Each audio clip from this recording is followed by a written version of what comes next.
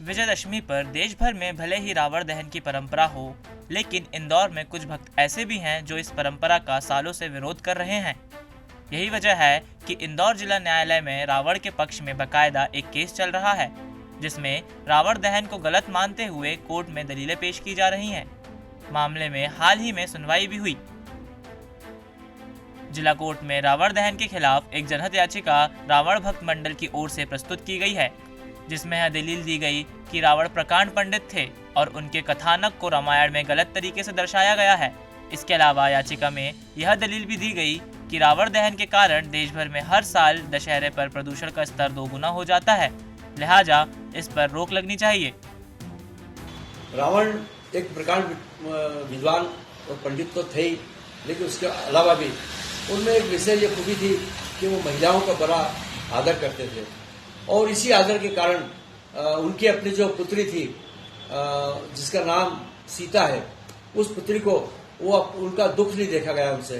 उन्होंने कहा, रावण ने कहा कि जो 3 बेर खाती थी वो 20 बेर खाती है, जो राजघराने में रहकर के 3 बार खाना खाती थी वो उसको ऐसा वक्त आ गया कि उसको बेर को उठा के खाना पड़ा है। इसी स्थिति में रावण ने अपनी बेटी का दुख नहीं देखते बना और वो उसको उठा करके और सीधे अपने वहां ले गए और अशोक वाटिका में उनको रखा। अशोक वाटिका में भी उन्होंने पुरुषों की जगह एक महिला जो उनकी भतीजी थी त्रिजटा नाम की महिला, उसकी सुरक्षा गार्ड कर उसमें उनको रखा। ऐसी सुरक्षा प्रदान करने वाले रावण जिनको सख्त सख्त नमन करता हूँ। आज तो सैकड़ों ऐसे प्रकृति के लोग घूम रहे हैं जहाँ कन्याओं के साथ बलात्कार हो रहा है, महिलाओं के साथ अत्याचार जुल्म जायजती हो रही है।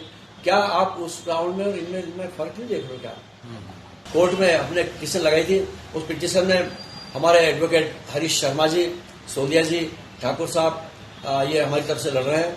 अभी शनिवार के दिन न्यायमूर्ति सुमन जी के पास हमारा इस मामले को सुनवाई हुई और एक करीब 40 मिनट तक का एक डिस्कशन हमारे वकील साहब ने उनसे किया और उस पर मजिस्ट्रेट ने कहा कि हाँ, इस पर कोई एक अच्छा फैसला हम आपको देंगे। 23 तारीख पर पुनः इस तारीख की लगाई है। जिला कोर्ट ने इस मामले में सुनवाई शुरू कर दी है, जिसमें रावण के पक्ष में तरह तरह के विद्वानों के मत एवं प्राचीन इतिहास और दस्तावेज प्रस्तुत किए जा रहे हैं। बीते शनिवार को कोर्ट ने इस मामले में फिर पैरवी की, जिसमें दोनों पक्षों की बहस के बाद पूरे मामले में फैसला सुरक्षित रखा गया है। हालांकि इस मामले में अगली सुनवाई कोर्ट में ही 23 अक्टूबर को होगी। ये वो एक महापंडित ज्ञानी था, विद्वान था, उसने कोई पाप नहीं किया था और विद्वानों का, पंडितों का निरादर करना यह अपने आप में पाप है।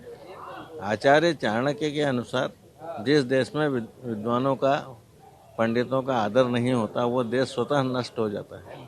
तो ऐसा पाप आम जनता ना करे, इस उद्देश्य को लेकर गौर जी ने, हमने और बहुत से लोगों ने मिलकर ये तय किया है कि इस कुप्रथा को बंद किया जाना चाहिए। इसके लिए हमने सरकार के कई विभागों को ज्ञापन दिए, नोटिस दिए, लेकिन किसी की तरफ से कोई कार्रवाई नहीं हुई। तो फिर हमने न्यायालय में एक वाद लगाया। वाद में हमने ये मांग की है कि ये कुप्रथा को बंद किया जाना चाहिए, क्योंकि इससे एक तो विद्वानों का, पंडितों का, ब्राह्मणों का निरादर होता है। दूसरा ये है कि प्रदूषण फैलता है, वायु प्रदूषण, ध्वनि प्रदूषण और विचारों का प्रदूषण। ये सारे प्रदूषणों को समाप्त करने के लिए हमने दावा लगाया है, जो अभी कोर्ट में विचाराधीन है। अभी कोर्ट से कोई निर्णय नहीं आ पाया है। इंदौर के परदेसीपुरा में 2010 में लंकेश्वर महामंदिर की स्थापना की गई थी।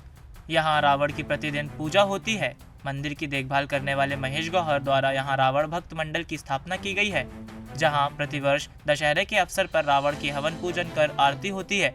मान्यता है कि ऐसा करने से असीमित ज्ञान की प्राप्ति होती है। यही वजह है कि देश के एक बड़े वर्ग के लिए रावण पूजनीय है, इसलिए वह रावण दहन का पुरजोर विरोध करते हैं। ATV भारत, मध्य प्रदेश।